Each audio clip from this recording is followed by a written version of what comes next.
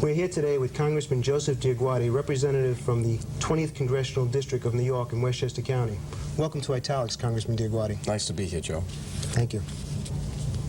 I understand that you began your career as a certified public accountant with the firm of Arthur Anderson and Company, and that you spent 22 years with that firm before you decided to make the transition from CPA to congressman. Can you tell us a little bit about that?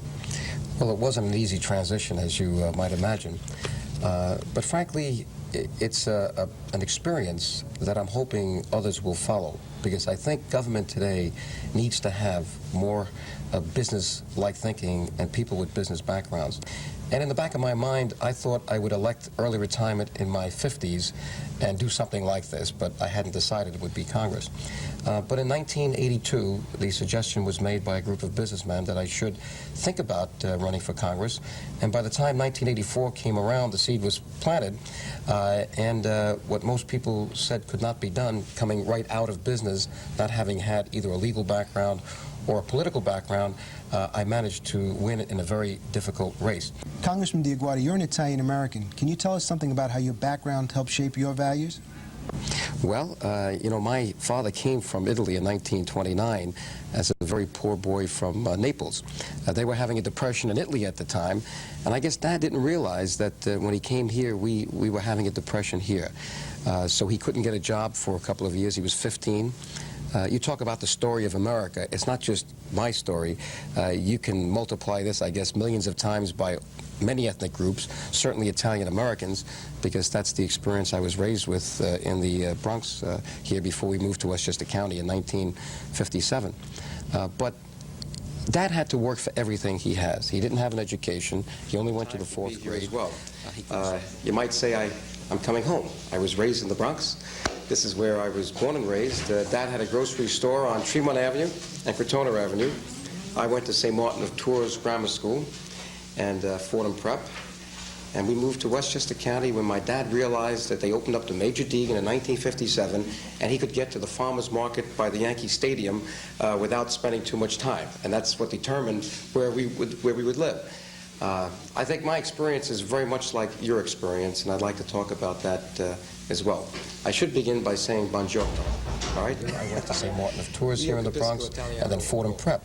I used to have to go to the store after school. I did my studying on pear boxes and apple boxes in the back of the store in between delivering orders. So you might say I was raised with a European experience. We like to work. That's the work ethic. You know, Italians, I always said I don't meet many lazy Italians. Everybody wants to get a job, get something done. And that's good for America. Congressman DioGuardi, in a book which you recently co-authored with 9 other congresspersons entitled A House of Ill Repute, a book which reportedly is an indictment of the House of Representatives, you say that Congress has, I quote, a credit card mentality. What do you mean by that? I thought it would be appropriate for me to use one of the chapters to unbundle the fiscal irresponsibility, the lack of public accountability that I've witnessed since I have been in Washington in 3 and now 4 years. So I couldn't think of a better topic to write on than this credit card mentality that we have in Congress today, because the public, as far as I'm concerned, is getting a raw deal. We're spending a lot of money. Here's my commercial.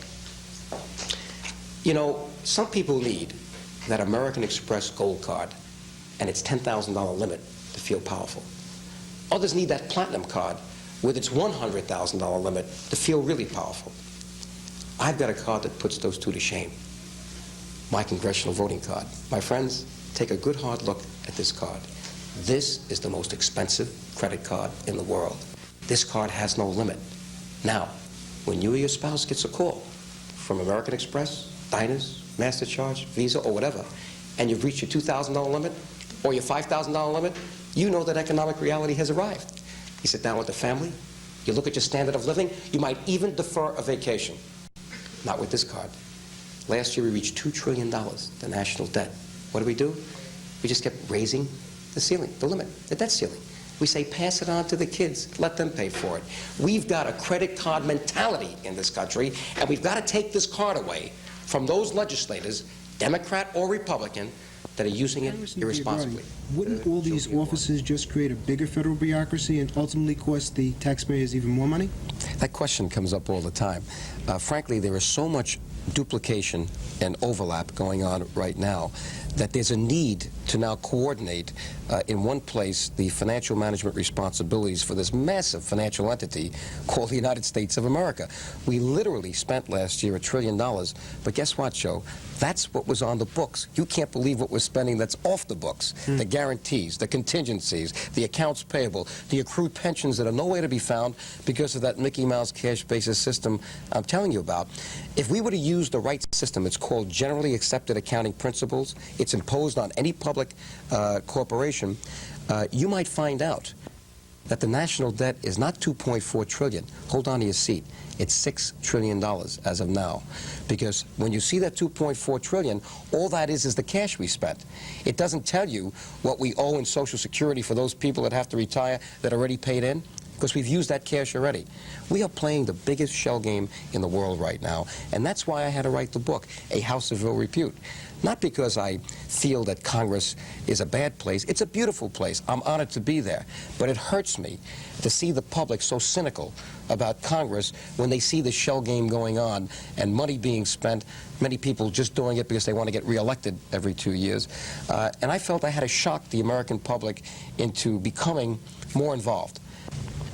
Well, you certainly have a job ahead of you, I'm sure, but under your capable hands, we'll probably be very successful. Thank you. I want to thank you very much for sharing your views today with us here on Italics.